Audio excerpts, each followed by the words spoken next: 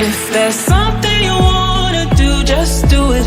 Don't let your head stop your heart from moving. If they like when I'm coaching at some of these, when I coach some of these families, these companies, our first conversation is usually very tense, right? And I find myself having to remind people that I know I'm Zimbabwean just like you. And what I'm proposing to you is from a point where I know what I'm talking about. So I think the first thing I would love to do is just remind Zimbabweans who they are. It's important for us to remember who we are, right? And I want to use an example of something that you may have heard about, you may know about, but you haven't really picked the significance of it in your life's journey. And that's this wonderful monument called Great Zimbabwe. I think you know about that one, right? Yeah. Okay, all right. So, do you know that Great Zimbabwe was built using that wall? It's dry masonry, right? Which means there is no cement or mortar that was used in the construction of that structure, right? Okay. That structure was built in the 11th century, right? 11th century, right? 11th. And 11th century, right? People still remember Jesus had walked the earth in the 11th century. Like they had probably had guys with fresh memories. I'm playing, all right?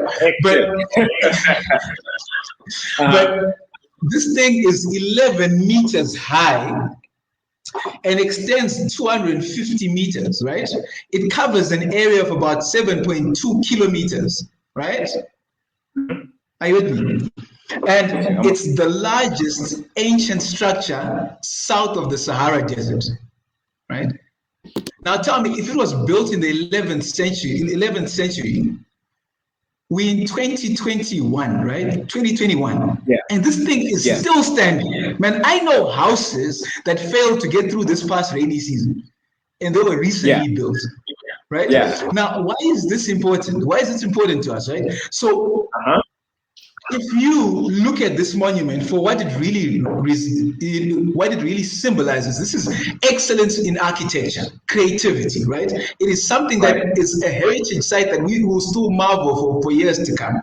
It's estimated that they used over 1 billion bricks in building that thing, right? And what I want, and I want to take some time to share with my brothers and sisters who are Zimbabwean. I know we are Zimbabweans. I know things are difficult for us. I know we believe that, we're always getting the short end of the stick, and we think we have a monopoly on this thing called NAM or struggle. But what I also want, taking that into account, and I know that there are people who have better opportunities than us across the border. That's why so many of us are in South Africa and overseas. Yes, there are tremendous advantages that they have over us. But however, what I want you to also think about is that you are a descendant of a people who are able to build things that last over 900 years, right? Do you get what I'm saying? These are the people who you call you are a descendant to them. And the last time I checked, Kuda, when Great Zimbabwe was built, Great Zimbabwe University hadn't started doing registrations. NAST, I doubt, was there, right? The registrar, we did not have universities. So if you're going to use the excuse with I am not educated, homie, you come from people who build things before schools were in existence. Ooh, yeah, this is hard. Do you get what I'm saying? So the point is, you must know that where you come from and who you are it's laden with greatness.